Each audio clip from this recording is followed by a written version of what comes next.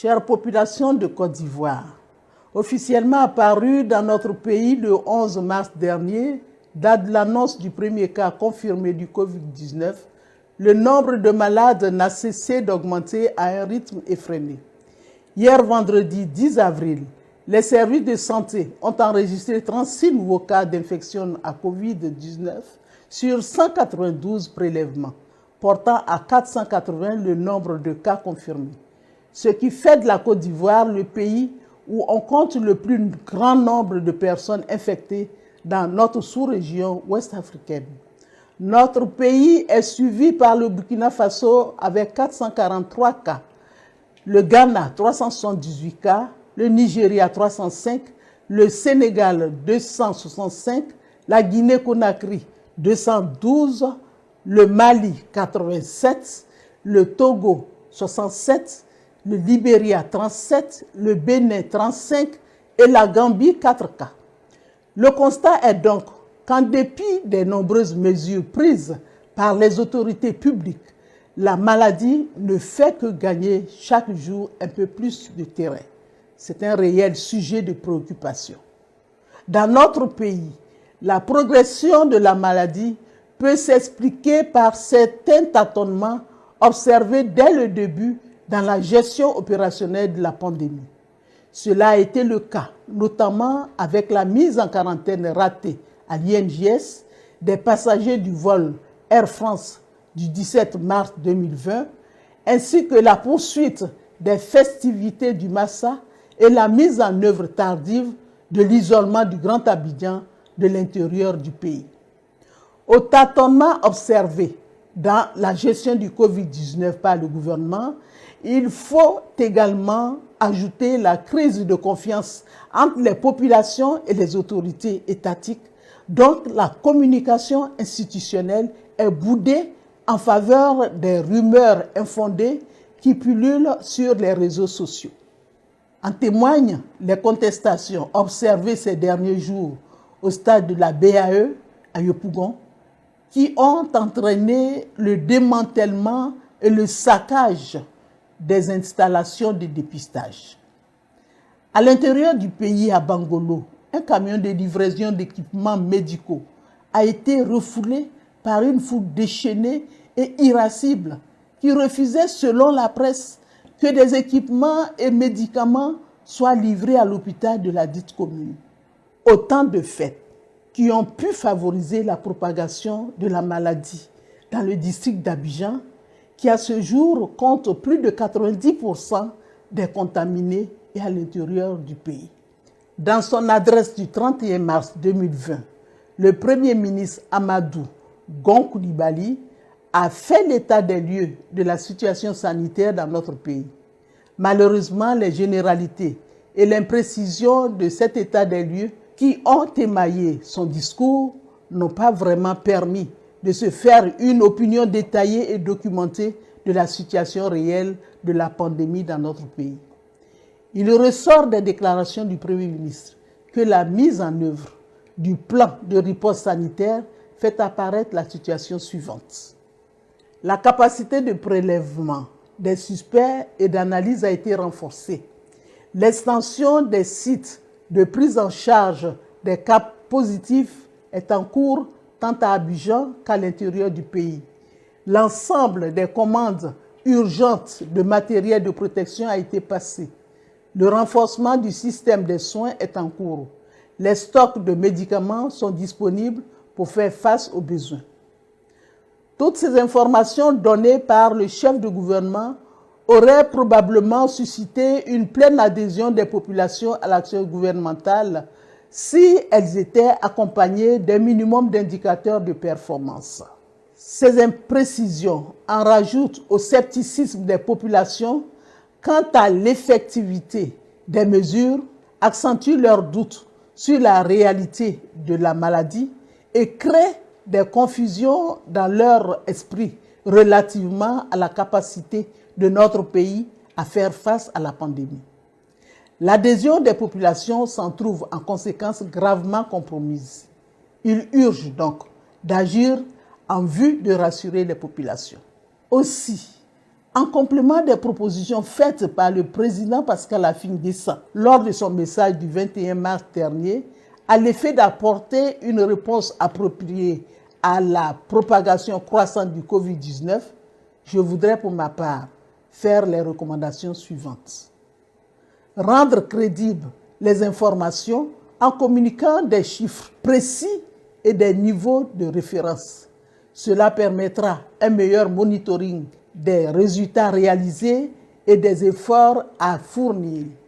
Une bonne compréhension des mesures contribue nécessairement à rassurer et à engager les populations, ainsi que toutes les entités concernées, à pleinement s'impliquer dans la lutte contre le Covid-19 et à soutenir les efforts du gouvernement. Communautariser la diffusion de l'information de sorte que le dispositif essentiellement médical mis en place actuellement soit mieux intégré par toutes les couches sociales du pays. Mettre en place un outil informatique de traçabilité des personnes infectées par le Covid-19 et éventuellement des populations confinées. Des informations récemment relayées par la presse nationale ont permis de révéler le cas d'une personne atteinte du Covid-19 à Aboissau et qui s'est retrouvée dans un village de Tahabo, faute de prise en charge. Tahabo n'ayant aucun dispositif approprié de prise en charge, ce dernier et sa famille ont été isolés du village par les habitants, les laissant seuls à leur sort. La traçabilité aurait permis aux structures sanitaires compétentes de prendre en charge ce cas. L'État doit donc inciter nos entreprises informatiques, à l'instar de la Corée du Sud, à développer une application mobile qui permettrait de suivre en temps réel les personnes infectées. Mettre à contribution en équipant et en dotant en tant que de besoin les laboratoires d'analyse biologique privés des réactifs et tests nécessaires afin qu'ils puissent, au même titre que les structures sanitaires publiques, réaliser des prélèvements et des tests. Les entreprises pourraient ainsi aiguiller leurs cadres et travailleurs vers ces structures pour leur dépistage. Mettre en place une base de données de tout le personnel de santé disponible, notamment dans le secteur privé, ainsi que dans les universités et les écoles de formation. Cette précaution permettrait d'anticiper les besoins en ressources humaines en cas d'explosion du nombre de contaminés dans notre pays. Apporter une réponse sous-régionale à la riposte sanitaire en organisant par téléconférence une séance de travail des ministres en charge de la santé dans l'espace CEDEAO. Cette proposition avait déjà été faite par le président Affi-N'Guessan. Je note que la plupart des décisions de prise en charge et des mesures de prévention dans la gestion de la pandémie dans notre pays sont calquées sur les pratiques en cours en Europe et en particulier en France. Or, compte tenu de notre sociologie et de nos propres habitudes de vie communautaire, il m'apparaît nécessaire d'adapter la réponse sanitaire à la spécificité de notre contexte ivoirien et africain. À cet égard, je recommande de rendre fonctionnels tous les comités de lutte contre les épidémies dans nos différents départements, les doter d'un budget et de suivre leur fonctionnement. Mettre en mission les associations et organisations non gouvernementales qui œuvrent dans le domaine de la santé en vue d'en faire des relais auprès des communautés et dans les hameaux les plus reculés. Mettre en place un comité national d'experts multidisciplinaires qui intégrerait nos tradis praticiens à la recherche de solutions innovantes et locales dans la prise en charge du Covid-19. Apporter un appui financier à l'Institut national polytechnique Félix Houphouët-Boigny de Yamoussoukro, qui fabrique déjà des solutions et des gels hydroalcooliques et des milliers de masques par jour.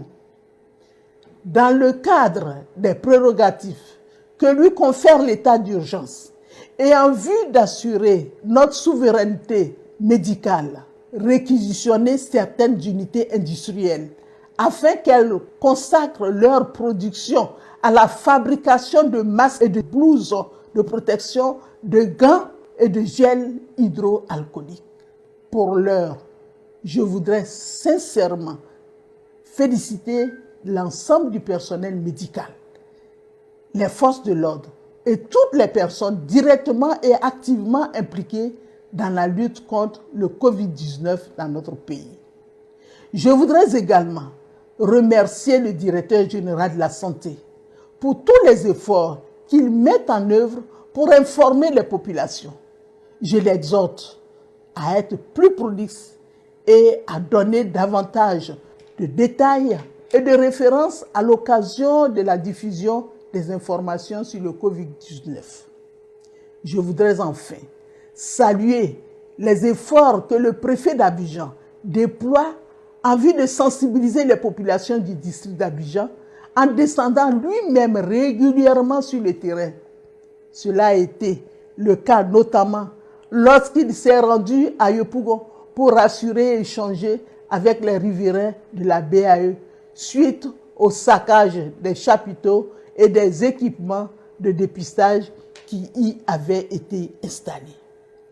À ce sujet, quand bien même je comprends les angoisses et les peurs des populations qui ont agi sous le coup de la désinformation et du déficit de communication institutionnelle, je condamne ces actes de vandalisme qui risquent de compromettre le plan national de riposte.